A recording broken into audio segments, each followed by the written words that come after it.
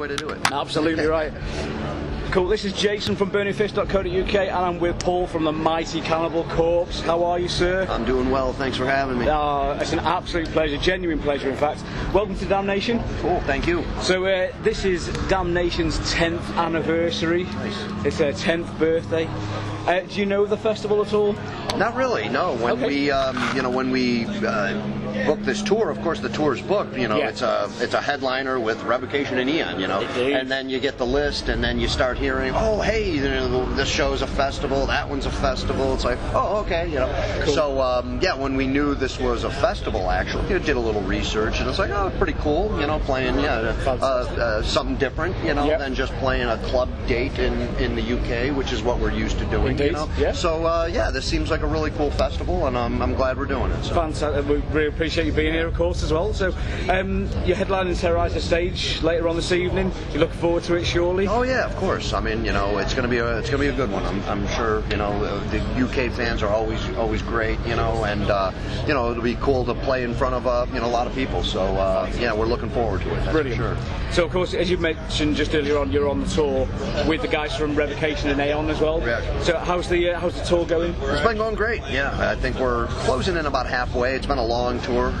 overall, a little longer than we're used to. But great guys, of course. Yeah. Great bands. Yeah, I mean, we're having a great time. I mean, the shows have been awesome. You can't say anything.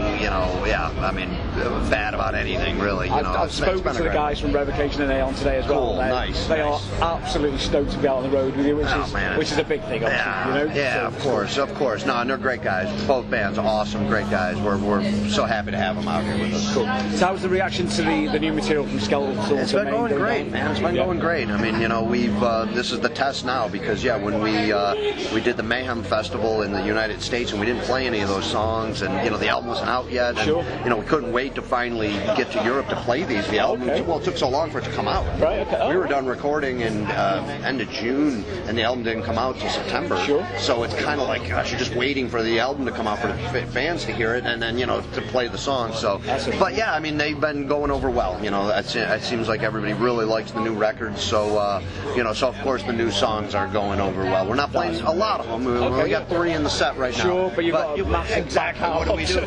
We always want to try to, play off stuff off of every record. So we got 3 in there, but the 3 that we're doing, are going over well. That's fantastic. So obviously you guys absolutely notorious for playing live all the time, probably one of the hardest working bands around in metal, without a shadow of a doubt. How do you guys cope with life on the road all the time? Yeah, I mean, it's tough, like anything else, I mean, it's hard being away from home and your family and all that kind of stuff, but I mean, this is our job. This is what we've been doing for 26 years now, and it's our profession, and that's obviously not the only reason why we're here, of course. I mean, we want to play our music, but the older you get to, the tougher it may get a little bit. So you just gotta take it day by day. If you got a decent facility like this, nice backstage, and got some room to breathe a little bit, that always helps. But and then just with technology, good to have everyone's watching movies and shows, and having the internet, that helps it keep you going, the boredom, and all that kind of stuff. But so is it quite difficult to then readjust when you do get back home then? For instance? It's a little different, I mean, it's 2 different lives, of course. You got for me in particular, like I have a daughter and I'm married and all that. You got animals, and so you got your home life, which is completely different than this life. So you got to immediately, I got to go back to that life. Some of the other guys may, I can still get up whenever. I don't have a wife or kids or animals or something. But I'm thrown right into it, which is crazy. I always yesterday I'm in Europe playing shows for a month, and the next day I'm thrown back into the family life of getting up early and getting my daughter ready for school, all that kind of stuff. So which is more intense than the life on the road or life at home? Life at home. Life on the road is easy in a sense. I only got to play for a little over an hour a day, and that's it. I mean, so actually, saying fighting the boredom, because when you're home you can do things. You got stuff to do. Here it's like, God, what do you do with yourself half the time? So I think it's a little more demanding at home. That's for sure. Are you guys okay talking about the recent issues that happened in Russia at all, or is that something that you'd rather not talk about? Yeah, I mean, I think myself personally, I know we put out the we put out the statement. I think we're pretty much trying to leave it at that. That's fine. There's really not much else to talk about other than that's why we did that release. Just to kind of yeah. Obviously, what we'll do for the website, we'll fill in the rest of the guys what's gone on. So there you go. We'll fill in the gaps for the rest of the guys there. So Skeletal Domain, you've got to be happy with this album. Oh surely. yeah, dude. We're really psyched about it. Mark did an amazing job. We really worked hard at the songs like we always do. Sure. But man, for some reason or another, it just seems like we're really on top of our game, and we're really coming up with some great material that is just to me the epitome of Cannibal Corpse. Absolutely. I think, So we're really psyched for this record. I mean, it turned out really good, man. I mean, that was one of the questions I was going to allude to. There was a change of producer with Mark Lewis, of course, and how much of an influence did he have on the new album? Because obviously you guys had done such a great job with Eric Rutan earlier on. So is it a big change for the band? No, not really. I mean, I think our producers are there. They always help out in a lot of ways, but really most of our producers and the way we work is they're there to get the sounds, and that's their job. Mark needs to be there to make us sound great. And there's always going to be suggestions and things like that, but we walk into the studio and pretty much 98% prepared of what we are going to be doing, and nothing gets usually changed in arrangements or anything like that, So yeah, we want the producer to be capturing the sound of the band, and Mark's been doing some great work over the last few years and all that. So we just felt it was time for a change. That's all it was. I mean, we were very happy with the way Eric worked and the way he how he made us sound. We got some great records with Eric, and we just wanted to change. Change it up a little bit, and we figured Mark would be able to do at least as good of a job as Eric was doing, So obviously we can do a little better, that's great, but we figured we'd be able to at least get as good as that, and I think we did. So was Mark on your cards as a band early on?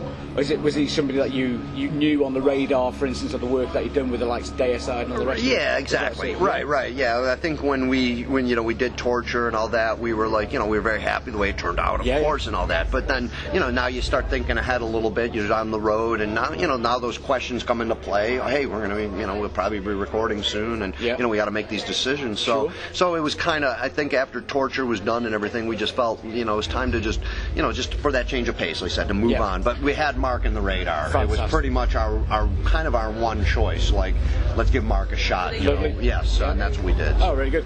So, as part of a Skeletal Domain review that we did for BurningFist.co.uk, was that we touched on there's quite a lot of new elements that have crept into the sound there. I mean, personally, I can hear little elements of black metal in there, and certain terms of the blast beat elements. Right. So and as well as the tones of the guitars as well. Is that a conscious decision, or is that just a natural evolution for the band itself? Yeah, I mean, I think it's a little bit of both. I mean, Mark, of course, is more to deal with all those tones and this, obviously we've worked in conjunction with Pat and Rob as well.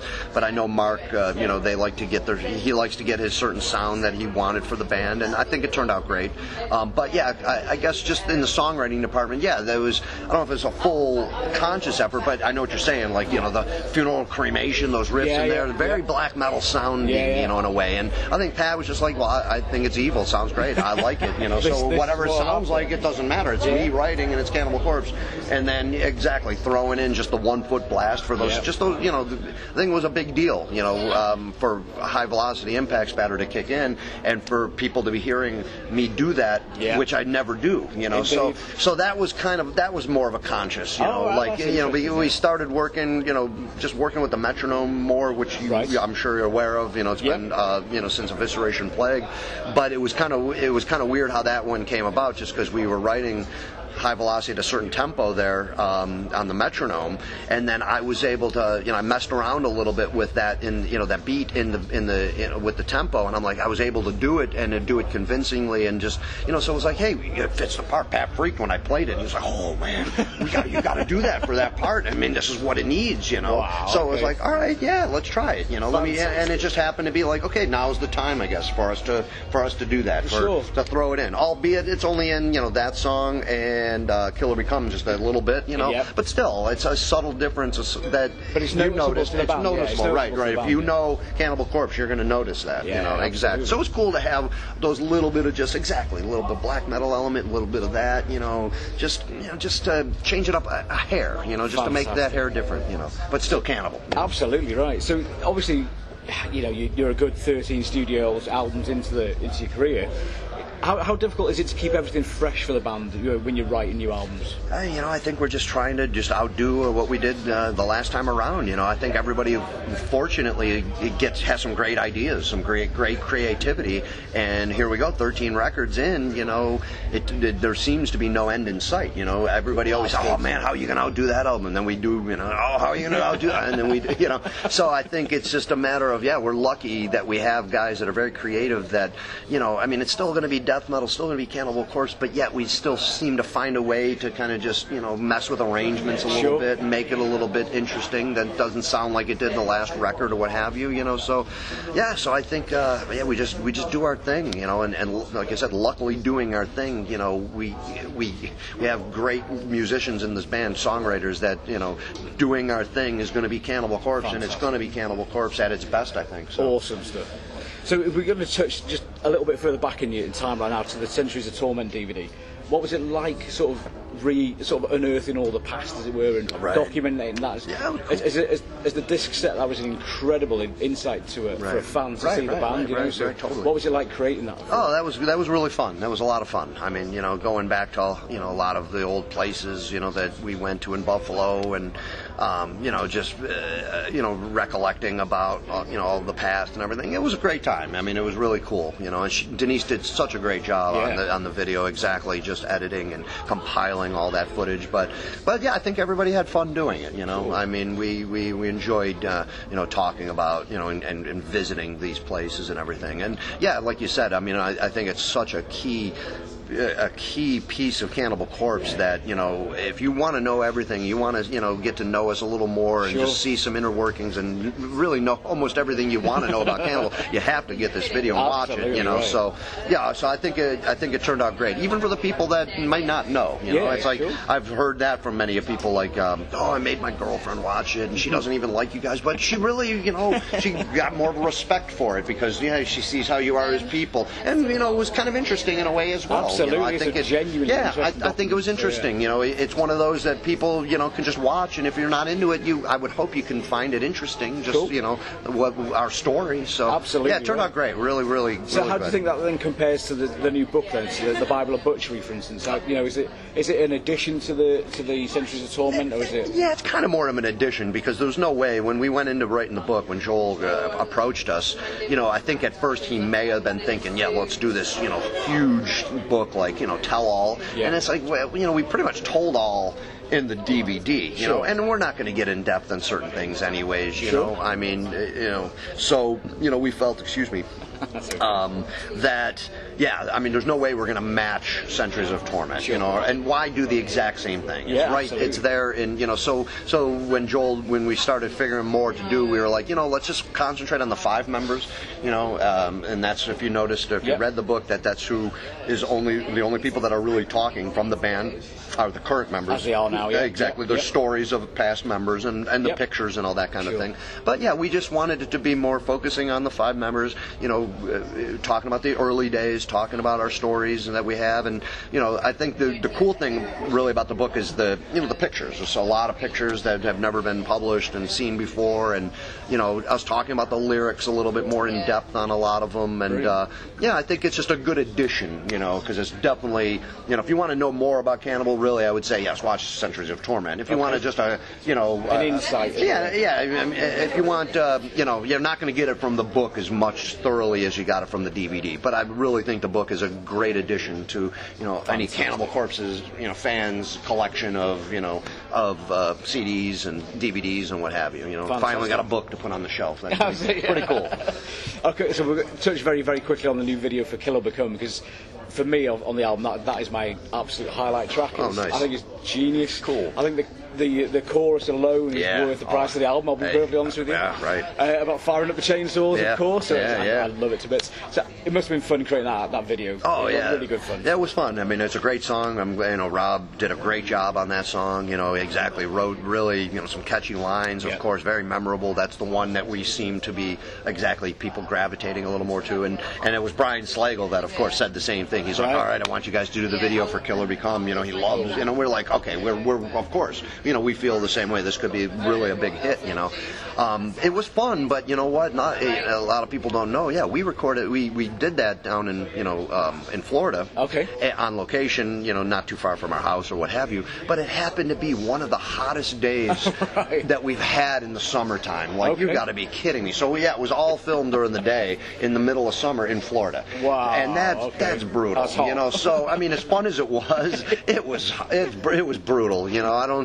So we've gone from two extremes. If you notice the Evisceration Plague video, that was done in sub-zero temperatures. Right. We were freezing our asses off doing that video. Like, that wasn't fun, at all. And then we went to the other extreme with Kill or Become, doing it in the extreme heat. I think the extreme heat maybe was a little bit better, but it was fun to do. But I'm glad, Joel. Dave Brodsky did a great job at the video as well. I mean, he did an amazing job. All that was done in the day, that we filmed there, and he did an amazing job. So we're really happy the way it turned out. Finally, a cannibal zombie video. Finally, Perfect. We needed it. So. Absolutely perfect. Okay, so we've got some very, very quick questions from our readers there. So, favorite drink? Water really, but if you're going to get into, if you're going to get into I love coffee. I do love to drink coffee, and I do love Guinness. There we are. That's my favourite tipple as well, I'll be honest with you. How do you wind down after a show? There you go, having some Guinness. Yeah, there we go. Perfect, even better. Yeah. Most memorable gig? When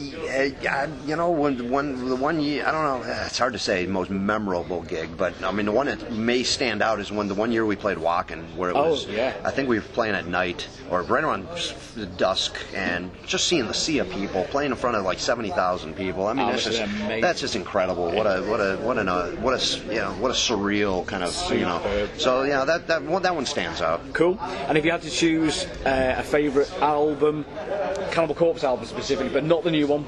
If you had to pick one, which would you pick? Well, that's a tough question as well. I love Torture a lot as well. I love Kill. Yep.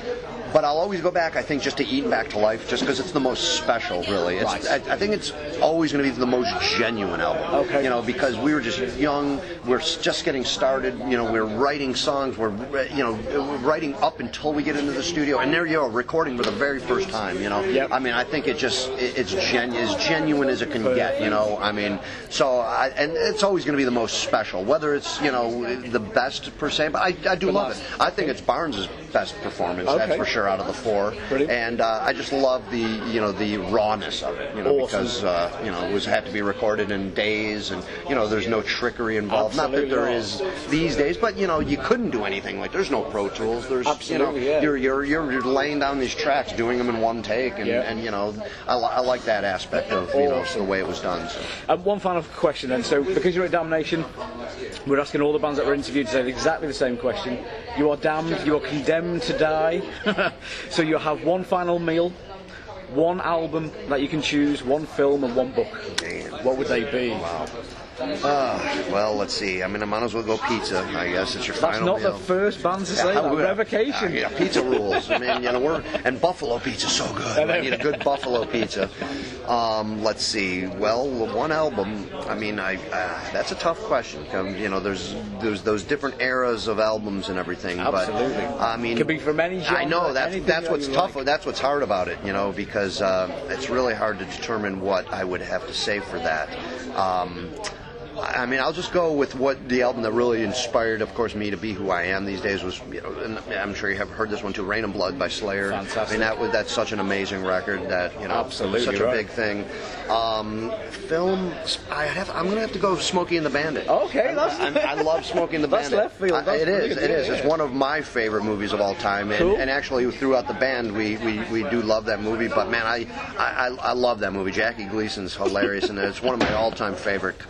love comedies. I love all kind of movies, but I love that movie. So I'll go with that just for the comedic factor. And book, man, I've been reading a lot in the last, say, 10 years. Sure. And I read a lot of good nonfiction. I'm going to have to go with, it's either, I haven't read these in a while, but these two books really got me. It was like when I first started rereading after years. I'll go with these two, Angela's Ashes and Into Thin Air. Okay, John Krakauer, Into Thin Air, the whole Mount Everest debacle that happened probably 15 years ago. And Angela Ashes, you might have heard of that book because of it being with the Irish roots, and that's a great book. I mean, I was definitely floored by that. So awesome stuff. Hey, look, Paul, really appreciate your time today. Is there anything else that you'd like to leave with our readers? Well, thanks for the support. If it wasn't for the support of the fans, we would not be here today. So keep it brutal, keep it death metal, and keep it going. So. Thank you very much, Paul. It's been a genuine pleasure. Thank you, man. Thank you so much. Thank you very much. I appreciate it.